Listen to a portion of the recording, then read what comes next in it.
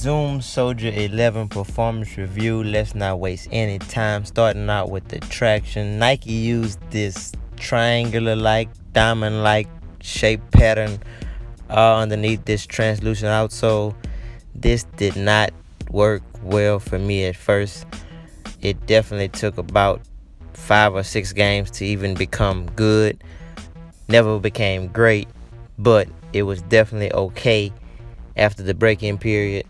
I still wish that it was better because every other aspect of this shoe is nice, and I'll get into that with the review, of course. But as far as the traction goes, it was just okay, and that was after break-in time. It started off kind of slick, and it just felt awkward because the zoom units kind of protrude, and it just never felt like I was grabbing the floor like I should. So traction, average at best. Moving on.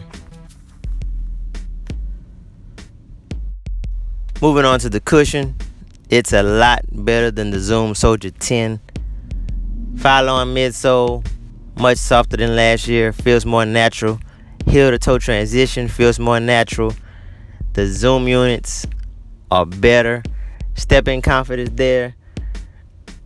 I don't want to make you think that the zoom units are super bouncy where you feel like you're in the Jordan 28, but they are built for impact protection and they work. There will be no pain after playing these, for me anyway, and I expect the same for most because they did a good job of improving that department. The midsole just felt too stiff last year to even appreciate the zoom. That's not the case this year. Like I said, not super bouncy, but you know they're there. They kind of stick out from the outsole, so it just feels like you're stepping on 2 pieces of zoom in the heel and the forefoot area. Cushion, epic. Touching on the fit real quick, I went true to size. I suggest true to size, but of course try them on if you can. Wide footers especially. I have a slightly wide foot, but as I said, I had no issues. The materials are very nice. No break-in time needed. On this pair, which was $140, the quote-unquote premium version, and on the $130 pair, which would be what most of these colorways retail for, all use nice plush soft materials. They need no break-in time. So the materials are epic, and once again, fit. I would suggest true to size if you just had to order them offline, but if you can, try them on.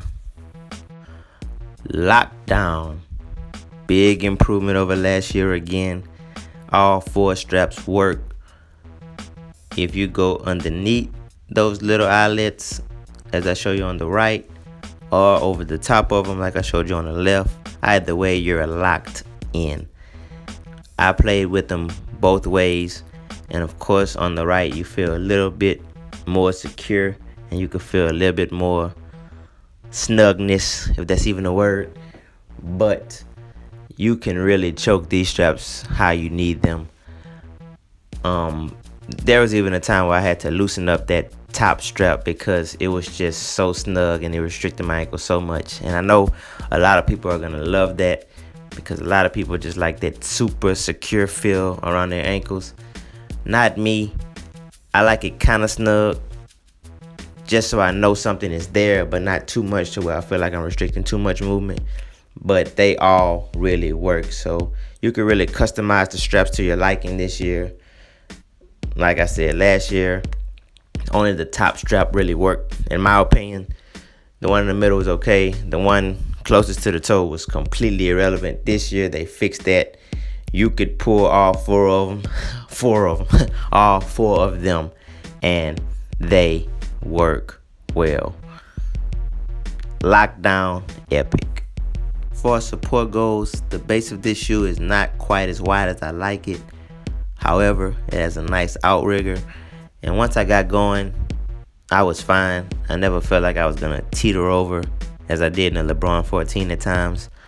I just like a nice wide stable base for balance, like the PG1 and the Dame 3 and the Harden Volume 1. Those shoes provide the kind of wide stable base that I like. But like I said, once I started playing in these and got going, I never felt like I was gonna teeter over. The rest of your support comes from the straps and the fit, and it's good. you really feel supported because of those straps. That's where I would say the strong point of the shoe support comes from. And when you couple that with the fit and you're locked in, you will not feel unsupportive at all in this shoe. So support, I'm not gonna go epic, but definitely above average. So my final takeaway from the Zoom Soldier 11 is this: go grab it. Whether it's the 130 price point or the 140 price point, this shoe is worth it, because although the traction is not a standout feature in this shoe, or it wasn't for me at least, it becomes suitable after breaking time, and the rest of the features on this shoe is money. So yes, I recommend it. If you got a chance to grab it, go get it. Epic Athletics, thank you guys for watching. Thanks for all your support. Until next time, holla back.